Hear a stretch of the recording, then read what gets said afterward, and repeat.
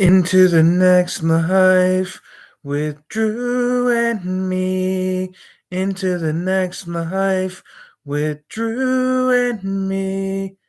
Hello, I'm Drew Garrison, and welcome to the Drew and Me podcast, where we talk about movies, sketches, music, and whatever else we want to talk about. We talk about anything and everything on Drew and Me. Today, I am solo doing an episode on Wayne's World and Wayne's World 2 with Pat George. Uh, Pat is also recording his feedback on Wayne's World and Wayne's World 2. And yeah, we'll have the two videos up and it'll be fun. Okay. Here we go.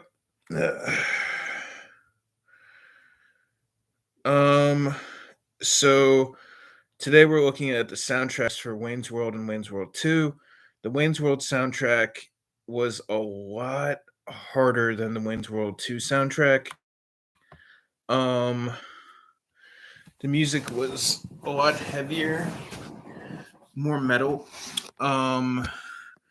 Definitely with like Feed My Frankenstein by Alice Cooper and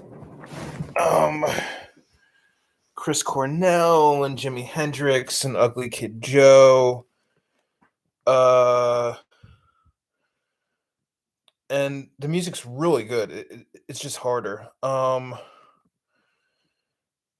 In the second movie, they shift more to kind of classic rock with like Edgar Winter, Golden Earring, and Aerosmith. In the first movie, because of Penelope Spheeris' background with like hard rock, she'd made a hard rock documentary, which was really good. And knew a lot of bands in the industry. So it was kind of harder rock because of her involvement, and also the second movie got more of a budget, so they had a bigger music budget and they could afford to do bigger songs by bigger artists. Yeah. Um yeah, and just they use kind of more popular music, like they use Dude Looks Like a Lady in the second one. They use Mrs. Robinson, a cover by the Lemonheads in the parody of The Graduate. Um, in the first one, probably the most popular song they do is Bohemian Rhapsody by Queen. And that's really good and it's aged really well. They do YMCA in the second one, which is kind of supposed to be the Bohemian Rhapsody of the second movie, but didn't age as well. They have two Chris Cornell songs in the first one. Loud Love, which has a really good guitar chords in it and is really powerful and triumphant. And that's a Soundgarden song. And then there's a Temple of the Dog, which is also Chris Cornell with All Night Thing, which is really good. And it's really good sound editing that gets it into the terrace scene with Cassandra Wayne and Rob Lowe. So yeah, that's really good. It sets the mood well for that one. The Ugly Kid Joe song, Everything About You, is playing as they go into the coffee shop. That's a good song. Ugly Kid Joe is a really good band. I highly recommend checking them out. Um, yeah, there was a director shift from the first one. The second one, Penelope Spheeris directed the first one. They brought in someone else to direct the second one.